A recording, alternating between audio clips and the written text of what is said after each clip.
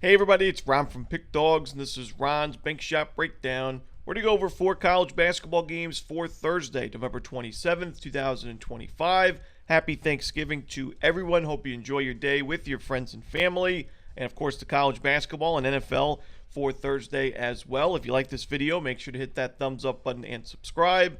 Put your picks in the comment section below. Also, let me know what's on the menu for your Thanksgiving feast. And if you're looking for my best bets, the games I love the most, you can find those at the Premium Picks tab at Pickdawgz.com. There's also a link in the description. Alrighty, here we go. Here are the games for Thursday in college basketball. First up, we've got North Carolina and Michigan State. This one's at 4:30 Eastern on Fox, a part of the Fort Myers tip-off. Now, this Thursday card, not my favorite from a betting perspective. I'll be treading lightly personally, but there are a lot of great games to watch, and this is one of them. I mean, 6-0 records for both of these teams, ranked in the AP polls, top 25 in KenPom. This should be a great matchup. Now, neither of these teams have played that tough of a schedule. They do have some nice signature wins, like North Carolina's win over Kansas, and Michigan State's had a couple of decent wins over Kentucky and Arkansas, but none of those were, true road games. The win over Kentucky for Michigan State was at a neutral site, but for me, this is, one of the tougher matchups for both of these teams to start the season. Michigan State against East Carolina, a little bit different, type of offense than we're used to seeing from the Spartans. They went crazy from three-point range in that game, 13 to 28, 46%. Overall, not the best three-point shooting team, and the Spartans don't really take a lot of threes to begin with, so it was a little bit of a surprise to see them as heavy as they were on the perimeter. But North Carolina, if Michigan State can replicate that performance against North Carolina, I think the Spartans will have success. North Carolina struggled against a three-point shot to start the year. The problem is I just don't think we're going to see that consistent of an effort from the Spartans from the perimeter in this game. And North Carolina is ranked number 1 right now in two-point defense. So I worry about this Michigan State offense for 40 minutes in this game. It's one thing to score in the 80s against East Carolina, but I think this is a much tougher matchup here against North Carolina. Also, North Carolina, a great rebounding team, and they do a lot better at taking care of the ball compared to East Carolina, who had 24 turnovers in that last game. So it was an impressive blowout win for Michigan State, but I think it was actually even more impressive North Carolina's performance against a sneaky good mid-major in St. Bonaventure, winning that game, covering the number by a 15-point victory, 85 points scored against a good defensive program. I like this North Carolina team. We took them earlier in the season against Kansas. I'm going to take them in this one as well, and it should be a great game. Give me North Carolina. Next up, we've got St. Louis and Santa Clara. This one is going to be 7 p.m. Eastern on CBS Sports Network. Great matchup between two strong mid-major schools. Combined record of 11-0 right now, two undefeated teams. But I've been more impressed with Santa Clara. They played the tougher schedule. They've got a true road game under their belt. It was a 21-point blowout win over a Big East team in Xavier. Also a nice win by 12 points over McNeese. While on the other side, St. Louis has the win over Grand Canyon, but they played 5 games all at home this season. They played, the 7th weakest schedule according to KenPom, and it'll be interesting to see which team dictates the tempo in this game. Santa Clara, pretty slow team offensively. They also look to slow things down defensively. St. Louis is the fastest offense in the country, even faster than IU Indy, getting an average possession like right now with about 13 seconds.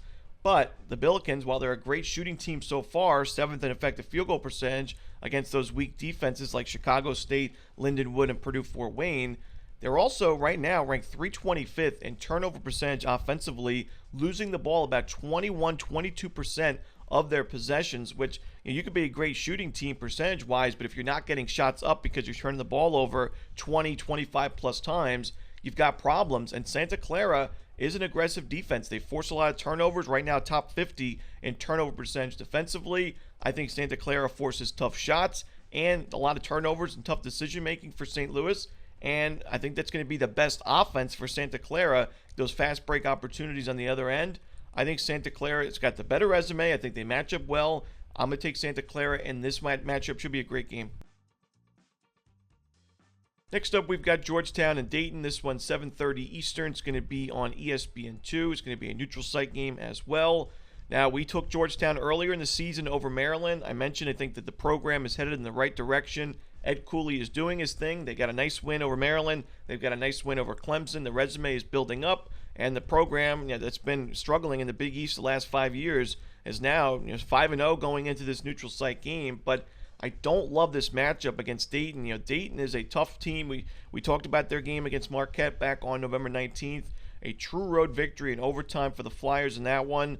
Maybe a little bit of a letdown spot in that last game against NC Central, winning that game by 19 points. But I think Dayton is set up nicely in this game against Georgetown. Both these teams do a really good job of getting to the free throw line. They score a lot of their points via free throws, but Dayton is a lot more disciplined defensively than Georgetown is. So I think that Dayton's going to benefit from their free throw attempts. I think we see many more attempts for the Flyers in this game, and I think the turnover battle will be about even. Georgetown takes care of the ball quite well. Dayton does force a lot of turnovers. We'll see if that backcourt for Georgetown can keep it up. I think the rebounding battle will be pretty even as well.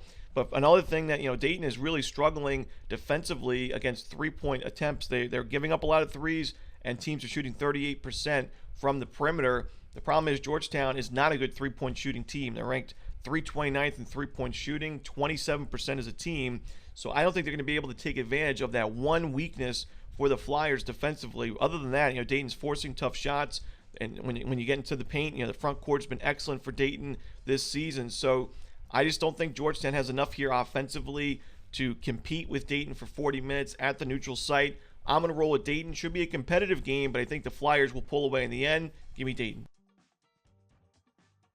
Next up, we've got Arkansas and Duke. This one's 8 p.m. Eastern on CBS. Both these teams have played weak schedules. I think Duke is just too much for Arkansas. I think that at least the Blue Devils have played a couple of step-up games against Texas and Kansas at neutral sites, and both of those were double-digit wins. Arkansas was competitive on the road against Michigan State, but has played all home games the rest of the way. And Arkansas, I think offensively is fine. I just don't know if they can make enough stops here against this just unbelievably red-hot Duke offense. I mean, they're right now ranked third in adjusted offensive efficiency. They're a fast-paced team, so they're getting up a lot of possessions and a lot of shots, and they're still 8th in effective field goal percentage, 2nd in two-point shooting. It's just you don't see teams that play at this kind of pace shoot this well. They're also fundamentally very sound. They should win the turnover and rebounding battles in this game in a significant way. And then you look at the defense. It's a very, very strong defensive defensive structure right now for Duke. 7th in adjusted defensive efficiency, number 1 in effective field goal percentage defense. Teams are getting really tough shots up, low percentage shots, obviously not making them at a great rate so far. And I just think that Duke is too much. I'm going to lay the points here with the Blue Devils in this one. And that's it. Those are the games for Thursday in college hoops. Hope you enjoyed this video. Again, if you're looking for my best bets, including that Bank Shop best bet in college hoops, as well as my NFL plays, you can find those at the Premium Picks tab at Pickdawgz.com. And there is a link in the description. Happy Thanksgiving again. As always, this is Romanelli. Good luck.